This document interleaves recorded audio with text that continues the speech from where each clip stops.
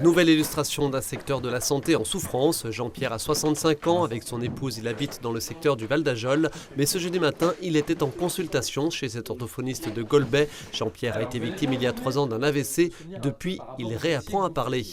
Un gros morceau de viande de bœuf.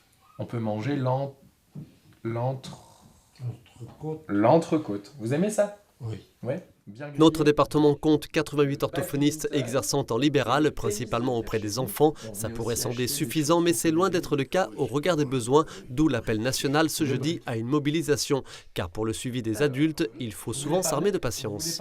En général, il y a beaucoup d'attentes. On peut aller jusqu'à 2 ans d'attente. C'est même difficile de donner un temps d'attente précis.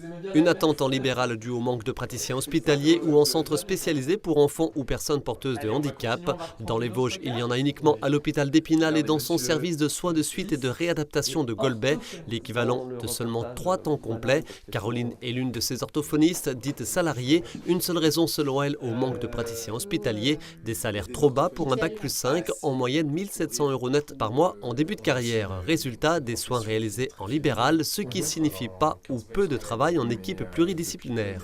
Avec des ergothérapeutes, avec des kinésithérapeutes. Et sans l'équipe, je trouve que le travail a beaucoup moins de saveur. Actuellement, on récupère ces patients-là qui devraient être suivis au sein de la structure pour leur bien-être d'ailleurs à eux et aussi au personnel, puisque le suivi orthophonique en libéral d'un enfant, par exemple porteur de handicap, est beaucoup plus compliqué pour la coordination des soins. Là, ça monte beaucoup et on va les chauffer. Allez, vas-y. De meilleurs salaires également réclamés afin de susciter des vocations.